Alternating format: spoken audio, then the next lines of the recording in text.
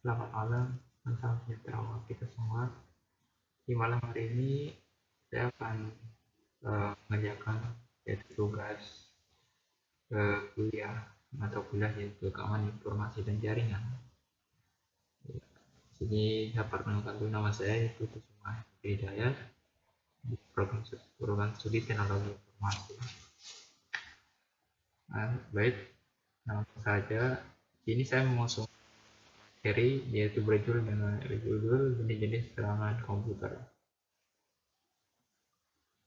Ada beberapa jenis serangan komputer yang sering terjadi di media. Yang pertama itu memaksa masuk dan kamus password. Jenis ancaman keamanan jaringan ini lebih umum disebut sebagai brute force and direct zonery.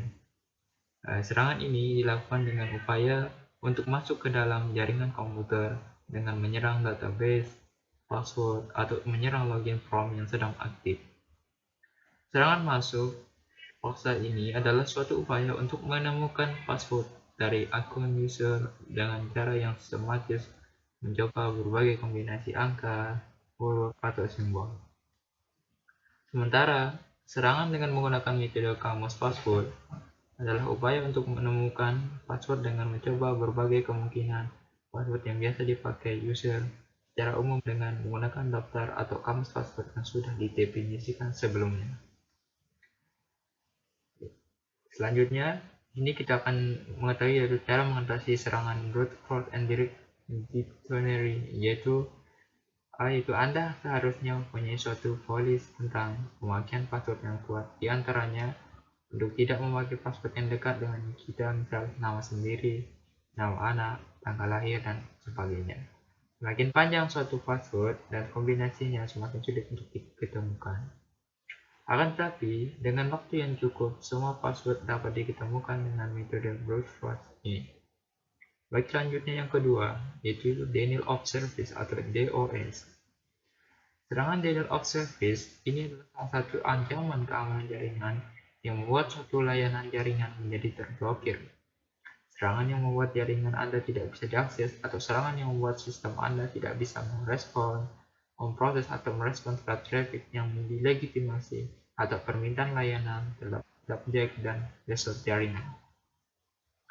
Bentuk umum dari serangan denial of service ini adalah dengan cara mengirim paket data dalam jumlah yang sangat besar terhadap satu server di mana server tersebut tidak bisa merespon semuanya.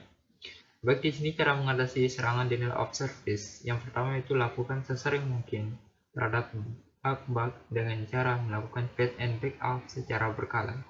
Yang kedua itu gunakan firewall agar kemungkinan serangan ini tidak melakukan serangan data terhadap komputer Anda. Yang ketiga itu lakukan blocking terhadap IP yang mencurigakan. Jika port Anda telah termasuki, maka komputer Anda akan dikuasai. Cara mengatasinya adalah menggunakan firewall dikombinasikan dengan IDS. Yang keempat itu menolak semua paket data dan mematikan service UDP. Selain itu, digunakan antivirus yang dimana dapat menangkal serangan data seperti Kaspersky. Oke, selanjutnya yaitu yang ketiga yaitu serangan smart attack. Serangan keamanan jaringan dalam bentuk smart attack terjadi ketika sebuah server digunakan untuk membanjiri korban dengan data sampah yang tidak berguna. Server atau jaringan dipakai menghasilkan respon paket yang banyak seperti ICMP, ESO, paket, atau UDP, paket dari satu paket yang dikirim. Serangan yang umum adalah dengan jalan mengirimkan broadcast kepada segmen jaringan sehingga semua node dalam jaringan akan menerima paket broadcast ini, hingga setiap node akan merespon balik dengan satu atau lebih paket respon. Yang keempat itu ping update. Serangan keamanan jaringan ping update adalah serangan ping yang oversize dengan menggunakan tool khusus. Si penyerang dapat mengirimkan paket ping oversize yang banyak sekali pada korbannya. Dalam banyak kasus, sistem yang diserang mencoba memproses data tersebut.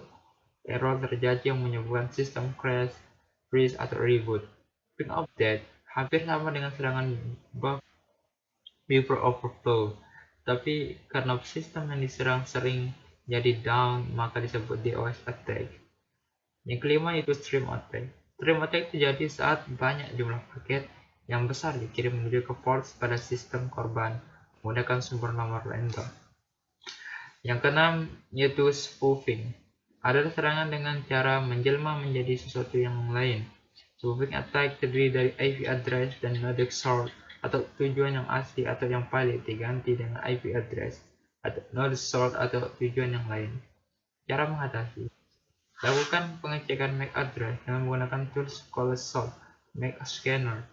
Yang kedua itu scan network, kemudian lihat hasil yang didapat jika terdapat dua buah IP address dengan nilai MAC address yang sama dengan gateway. Ketiga itu putus klien tersebut dari jaringan. Kemudian scan terus dengan menggunakan antivirus yang up-to-date virus database-nya. Yang ketujuh itu serangan man in the middle. Serangan keamanan dengan jaringan man in the middle, serangan pembajakan.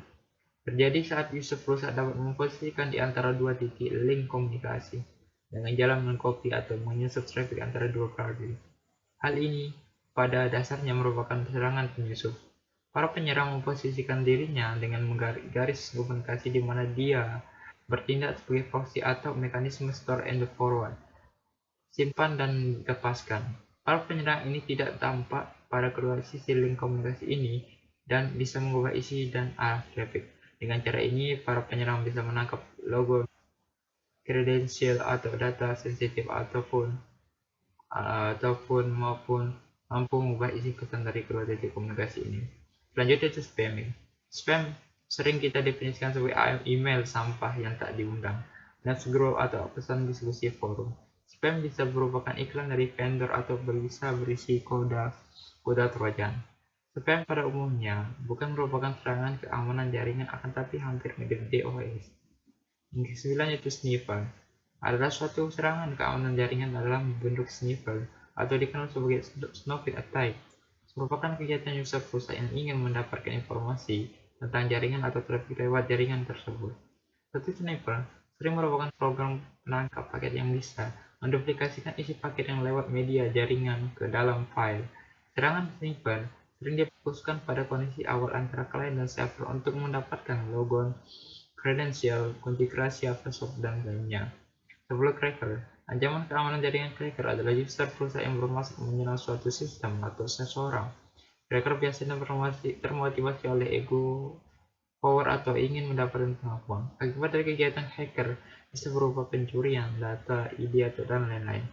Disable sistem, kompromi keamanan, opini negatif publik, kehilangan pasar saham, mengurangi keuntungan dan kehilangan produktivitas.